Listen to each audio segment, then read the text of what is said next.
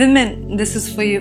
ఈ వీడియో ఏమాత్రము ఏ స్త్రీని కించపరచడం కోసం కాదని జ్ఞాపకం చేసుకోండి. దేవుడు నాకు నేర్పించిన పాఠాలు, దేవుడు నాకు బయలుపరిచిన విషయాలు మీతో పంచుకుంటున్నాను కాబట్టి జాగ్రత్త వినండి. మొట్టమొదటిగా ప్రతి స్త్రీ, you have to remember your an emotional being. మనం అందరము ఎక్కువ భావోద్వేగాలు కలిగిన వారమని జ్ఞాపకం ఉంచుకోండి. అందుకని ఒక రోజు ఎక్కువ ప్రేమిస్తారు, ఒక రోజు ద్వేషిస్తారు, ఒక రోజు ఎక్కువ సంతోషంగా ఉంటారు, ఒక రోజు చాలా దుఃఖంతో ఉంటారు.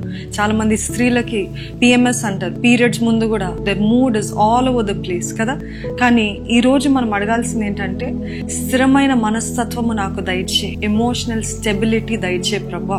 ఆయనను అడిగితే ఆయన చేస్తాడండి, స్థిరమైన మనస్తత్వం. ఇంకోటి ఏంటంటే, స్త్రీలు సులభంగా మోసపరచబడతారు. హవ్వ ఏదేను తోటలో సర్పము చేత మోసపరచబడ్డది. They are easily deceived.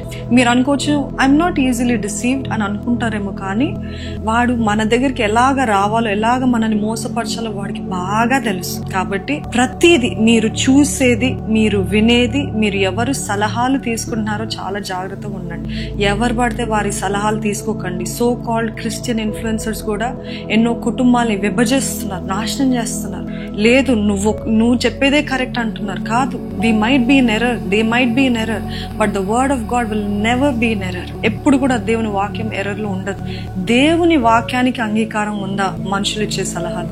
దేవుని వాక్యానికి అంగీకారం ఉందా మీరు ఆలోచించే ఆలోచన?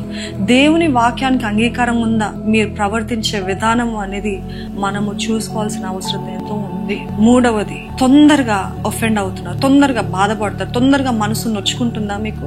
చిన్న మాట అన్నా మొహం మార్చేస్తున్నారా? చిన్న మాట అన్నా కోపడుతున్నారా? చిన్న మాట అన్నా వేదన అయిపోతుందా? ఎప్పుడైతే ఎక్కువగా అభ్యంతర పడతామో, నొచ్చుకుంటుందో మన హృదయము, అక్కడ అపవాది ఎర్రర్ వేస్తున్నాడు. He setting a trap for us. Offense is a trap. Don't fall into the trap. ఏదైనా సులభంగా మర్చిపోవడానికి always believe the best of people. పర్లేదులే, సరి చేసుకుంటారులే, దేవుడికి అప్పచెప్తాను అని ఆ మనస్తత్వంతో ఉండాలి. కానీ వాడిని అలాగా అన్నారు, నన్ను అలాగా అన్నారు అని జీవితకాలం అలా ఉన్నట్లయితే జీవితంలో ముందుకు వెళ్ళలేము. అపవాది మన జీవితాల్లో ఎంతో చోటు తీసుకుంటాడని జ్ఞాపకం చేస్తాను. నాలుగోది ఏంటిదంటే, స్వీయ సానుభూతి, సెల్ఫ్ పిటి.